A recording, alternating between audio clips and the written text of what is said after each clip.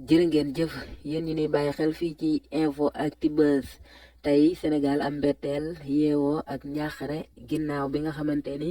juge bi fii sa chambre criminelle jël na dogal dal di daan ki nga xamante ni moo di Ousmane Sonko ñaari at yoo xamante ni daf koy tëdd moom ak kii di Ndeye Khady Ndiaye ginnaaw ñaari at yu Sénégal nekk ci njaaxare kii di Adji Sarr dal di porte plainte woon kii di Ousmane Sonko li nga xamante ni moo di viol ak menace de mort ba doon wax sax ni kii di Ousmane Sonko dafa yor ñaari fital ñaari at Sénégal nekk ci am Ndeye Khady Ndiaye jàppal Ousmane Sonko indi Adji Sarr ba loolee waral sax ay bakken yu bëri wadd ci 2021 rek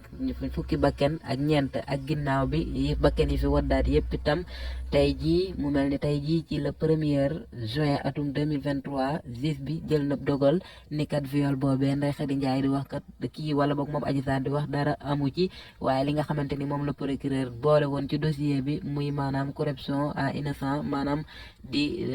fexe ba maanaam corruption à innocent boobee la ñuy daan Ousmane Sonko ak kii di Adji Sarr lii di ñaari at yi Ousmane Sonko ak Ndeye Khady Ndiaye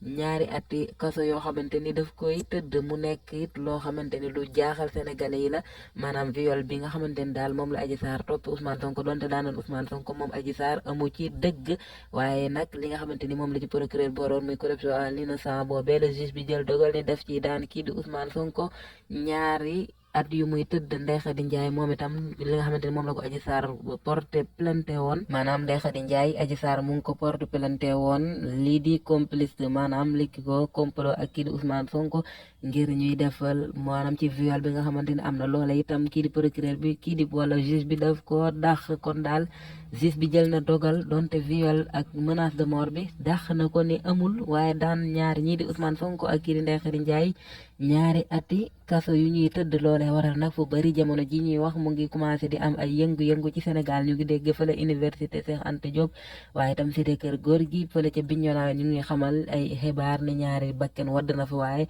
gëstoo gun ko ñoo ngi wala amagun ci lu nu leer ñoo ngi koy gëstu ba xam jërë ngeen jëf wee leen di abonné ci info Actubuzz ngir mën di am xibaar yu wér te wóor